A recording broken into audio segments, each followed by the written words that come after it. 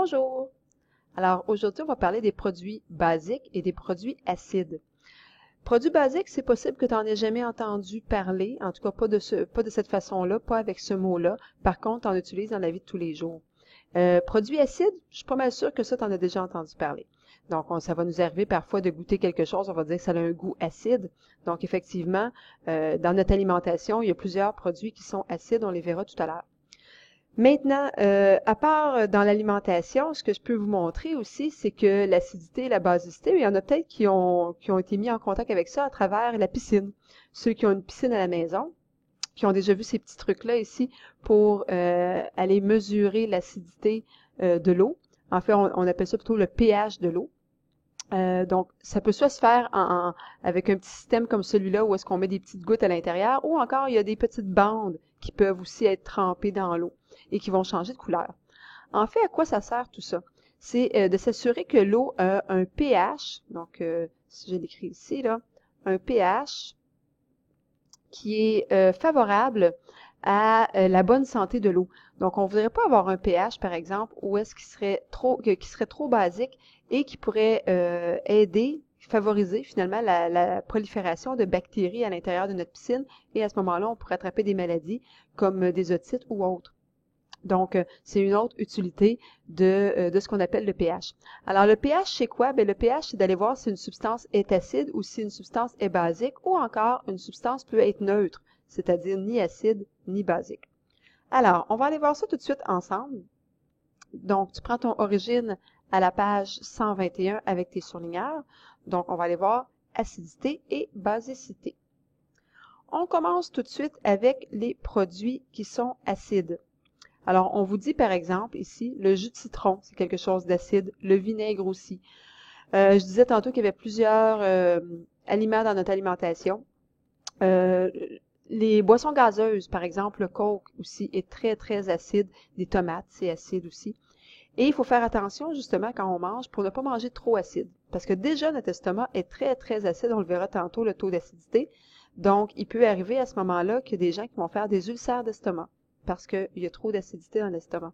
Donc, à ce moment-là, on va essayer de compenser en prenant des médicaments qui sont basiques pour faire neutraliser ce fameux acide-là. Donc, si on va voir c'est quoi finalement un acide, donc vous allez voir que c'est pas juste dans l'alimentation. Donc, un produit acide, je vais me faire une petite étoile ici, c'est une substance qui, lorsqu'on la dissout dans l'eau, a certaines propriétés. On va dire entre autres que ça a un goût âcre, c'est le goût un petit peu du jus de citron. Ça va conduire le courant électrique, peut-être que tu ne savais pas. Et finalement, ça va produire une réaction quand on va le mettre en contact avec le métal. Donc, on avait justement ici à côté un petit exemple. Donc, si on insérait du métal dans l'eau, il n'y avait aucune réaction. Mais quand on insérait le métal dans un liquide qui était acide, on voit la formation de bulles, formation d'un gaz. Donc, c'est ce qu'on veut dire par effervescence. Donc, ça, c'est pour la définition, si on veut, technique de qu'est-ce qu'un acide. On va aller faire la même chose avec la base avant d'aller se donner des exemples plus concrets. Donc, qu'est-ce qu'une base? On vous donne ici quelques exemples, premièrement. Donc, on va dire que les bases ont une texture visqueuse, comme par exemple le savon, et un goût amer. Ben là, le savon, hein, normalement, on ne veut pas le goûter justement parce que ça ne goûte pas très bon.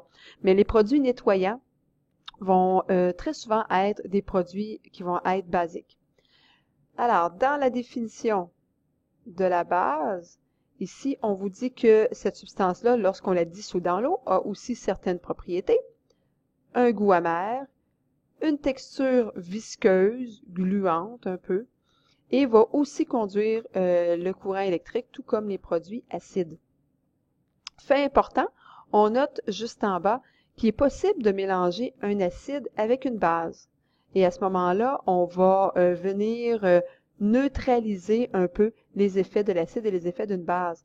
Donc, si on les mettait en quantité, si on prenait un acide et une base de force égale, et qu'on les mélangeait dans une proportion égale aussi, bien alors, ce serait possible de rendre la substance neutre. Un produit qu'on connaît qui est neutre, c'est l'eau, entre autres.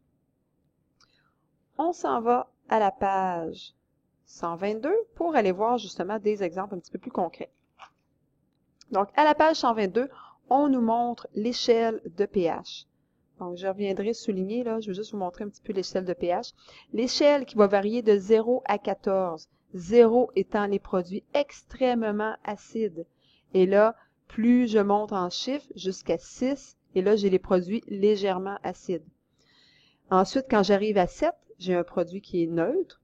Et quand je continue à augmenter, à graduer dans mes chiffres, à 8, j'ai un produit légèrement basique. Et là, je vais être de plus en plus basique jusqu'à temps que j'arrive à 14, où est-ce que là, j'ai un produit excessivement basique. Donc, si on va voir juste les petites explications dans le texte en haut. Donc, on vous dit que l'échelle, justement, va varier de 0 à 14 et que ça va nous permettre d'identifier si un produit est acide ou basique et avec quelle intensité aussi. On a l'eau pure, donc qui est exactement avec un pH de 7. Ensuite, plus le pH se rapproche de 0 et plus la substance est acide. Donc, quelque chose qui aurait vraiment un pH là, de 1 là, serait excessivement acide. Plus le pH se rapproche de 14 et plus la substance à ce moment-là est basique. Donc ça, c'est ce que je viens de vous expliquer avec le petit code de couleur ici avec les numéros. J'aimerais que tu aies faire les mêmes petites accolades ici. Ce que ça signifie, en fait, mes accolades, c'est que, bon, de 8 à 14, ce sont des produits basiques. En fait, quand je dis de 8, hein, c'est pas exact, des fois, le pH. On peut aller avec des nombres à virgule.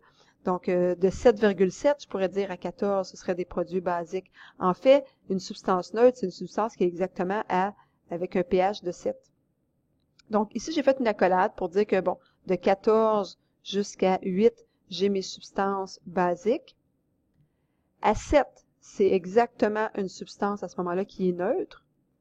Et de 6 à 0, j'ai mes substances qui sont acides. Maintenant, on pourrait rajouter ici, on voit qu'il y a une flèche qui a été faite en gris pâle, là, mais si on veut la rendre un petit peu plus foncée, ça serait peut-être une bonne idée. Donc, de juste refaire la flèche pour dire que mes produits, plus j'augmente à partir de 8 et plus mes produits deviennent de plus en plus basiques. Et à partir de 7, si je descends vers le 0, mes produits vont être de plus en plus acides à ce moment-là. Et il y a des petits exemples sur le côté de substances, dont certains qu'on connaît, certains peut-être que tu as déjà seulement entendu parler. De l'ammoniac, on retrouve ça dans plusieurs nettoyants et on retrouve ça aussi, je ne sais pas s'il y en a qui ont ça à la maison, du Afterbite. Donc, c'est un petit produit qu'on met sur les piqûres de moustiques, donc par exemple sur les piqûres d'abeilles, et qui vont réduire la douleur. Bien, pourquoi on met de l'ammoniac? En fait, c'est qu'une piqûre d'abeille, c'est quelque chose qui est acide. Donc, si tu te fais piquer et que elle va t'injecter, l'abeille, finalement, un produit acide, toi, tu vas vouloir essayer de neutraliser cet acide-là. Comment le neutraliser? En mettant quelque chose de basique. Donc, c'est pour ça que dans le fameux Afterbite, il y a de l'ammoniac pour essayer de neutraliser l'acide de l'abeille. Donc, ça, c'est pour l'ammoniac. Les savons. Donc, les savons qui vont avoir un pH qui peut varier à peu près entre 9 et 10. Ensuite, l'eau de mer. Donc, l'eau de mer qui n'est pas une eau pure, hein, donc c'est une eau avec du sel, qui est légèrement basique, donc autour de 8. L'eau pure qui est exactement à 7, qui a exactement un pH de 7. Les pluies acides. Donc, les pluies acides, ce sont des pluies souvent qui vont nous arriver dû à la pollution et vont avoir un pH avec une acidité de plus petite que 5,6. Donc, c'est la définition d'une pluie acide, c'est qu'il faut que son pH soit plus petit que 5,6.